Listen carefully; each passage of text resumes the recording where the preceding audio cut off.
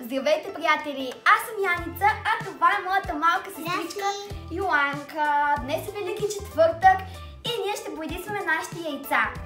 Ще ви покажем как ние ги боядисваме. Може би повечето идеи, които ще ви дадем, ги знаете, но ще ви покажем как нашия метод. Така, ето тук вече сме си сложили боите. Тук сложихме вече първото яйчице, което е червено. Чакаме го да видим.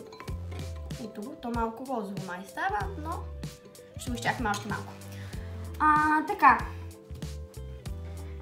Сега подготвили сме си тук памук. Може би знаете метода с памукът, който слагаме различните бои и то става много цветно, хубаво яйчице. Така, хайде, Йоли, ти нали знаеш как става?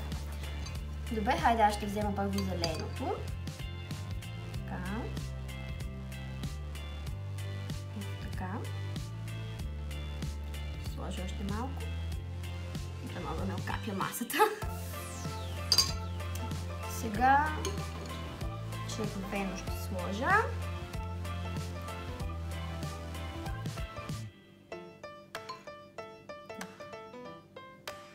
Така.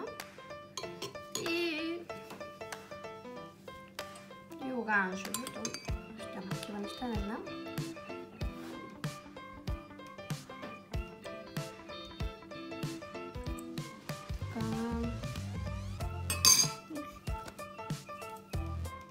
Сега, взимаме си едно яйчице.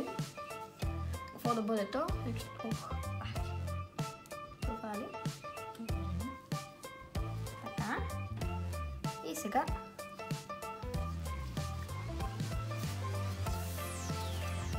го взимаме ето така.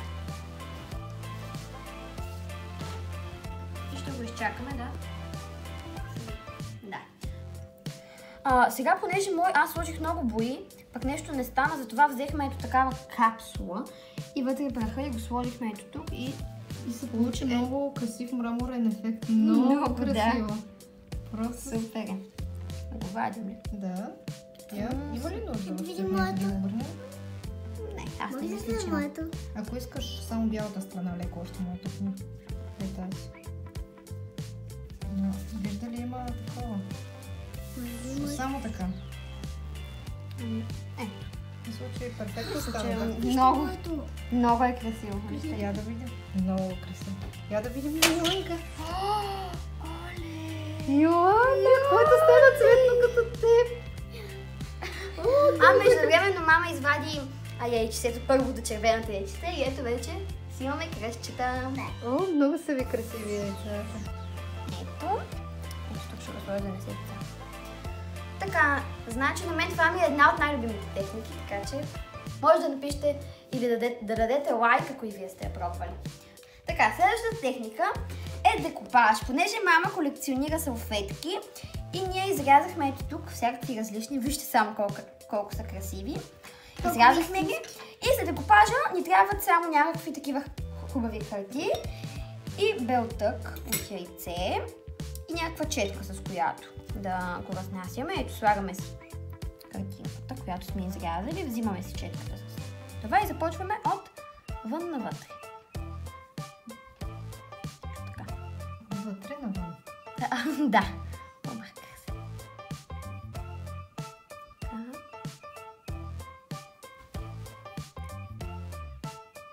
Колко е хубаво.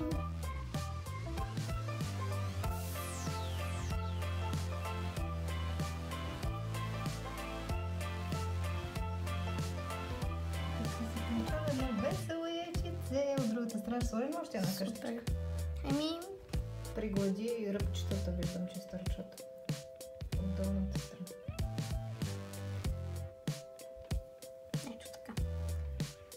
Супер, вижте колко хубаво се получи. И сега още една къщичка да сложим. Да. Или носи. Ще стане много по-добре къщичка.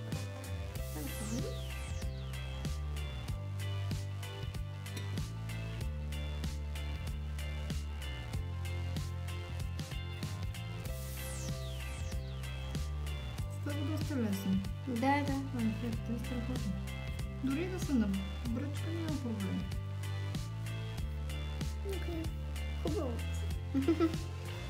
Чудесно става, да. И ето така вече имате едно много хубаво яйце и по-различно от другите. Ето вече си имаме яйчице с къщички. Слагаме го. Така, сега показваме техниката, която ви казах, че използвахме и за моето, с прахчетата. Това е просто такива бои като капсули и го слагаме и изливаме. Ето така. И става като мраморно яйце, много красиво. Да. Както тук. На мен много ми харесва. Така, си яйчето. Топло мокро яйце. Да. И то веднага прилепва. И го оставяме малко да попие. И ето тук. Ето тук вече имаме едно готово. Тото. Доста красиво. Много като... Пак е станало като мраморно, обаче с още повече цветове. Много ми харесва. Много е интересно. Много съм доволна. Чудесно. Какво правиш, Юли? Махам памука от моето яйце, което слага да купаш. Оле, не мога да... Вижте го колко е уникално просто. Да. Уникално. Това, което току-що сложихме, разглежда по ето този начин. Към... Памука полепнали. Много са красиви. Много е хубаво. Ето това. Произведение на изкуството. Да. Все едно картина. Какво правят тези малки ръчички тук? Така, за следващата техника са ни нужни детски фигурален чорпогашник, понеже сестра ми го скъси, вместо да го изхвърлим, ще го използваме. Ето ме. Яйчицето. След това ще го потопим в боя. Трябва ни също така и ножица. Ще го нарежем, ще го влакшим и го слагаме в боята. Така, ето вече стана като един бомбон. Сега ще го сложим в зелената. Това е експеримент. Не знаем дали ще се получи. Ето така. А сега, ето тук искам само да ви покажа. Това е бяло яйце, което нали, това ни е първото яйце. Това е кафяво. Виждате колко... Това прилича на розово, а това си прилича точно на червено. Така че много да. хубаво наситено червено. Кафевите стават много добре.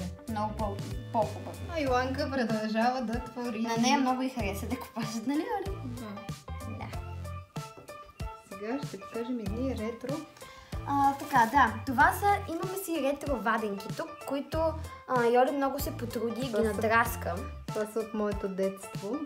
Но нека да си припомним едно време какви неща слагахме. Много са красиви. Много, на мен много Сега ми ще хареса. пробваме дали ще станат като Така. преди.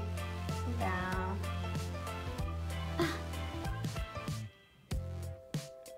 Браво на теб! Така, ето нашия експеримент с чорпогашника, да видим какво. Сега отрязваме тук. Да видим какво се е получило. Хайде да нещо не иска. Ето. Моля те. Дали въобще има? Не е никакъв ефект. Има някакви точки, ама... Ще го пуснем още малко да постои така. Да си стане стане по-незелено. зелено, Да. Да, вижте нашата роботилничка. Вижте колко красиви яйчица имаме вече. Ето. Ползваме още от това, което направихме. Ето това уникално яйчице. Но Сега се нежно. получи това. Много нежно става, да. Ти не си ли готова вече? Сега имаме такива бандероли и сложихме вътре яйчицето и сега с врела вода ще го залеем и ще ви покажем крайния резултат. Ето това е крайния резултат. Вижте колко е красиво. Лъвчета. Ето това са готовите яйца с техниката с ето тези капсулки. Станаха просто уникални. Ето това са нашите яйчица с техника декупаж. А това са яйчицата ни с техниката с памукът. Ето и това са класическите ни яйчица, които са само с боичка. И ето това. Тук са лъвчетата. приятели, нашите яйчица вече са готови. Получиха се много хубави. И ето, подредихме си ги в кошнички. И въпреки, че използвахме ръкавици, ръцете ми пак са в боички, но все пак трябва да се знае, че вече сме боили свели яйца. А, Йоли, ето там и нещо, не знам, каза, че не иска да се включи. И да, сега с нетърпение очакваме Великден и нямаме търпение да се чукнем с тези яйчица. Този Великден ще бъде малко по-различен, но въпреки това се надявам да бъде весело. И така, това беше от мен. Чао, целувки и до следващия път!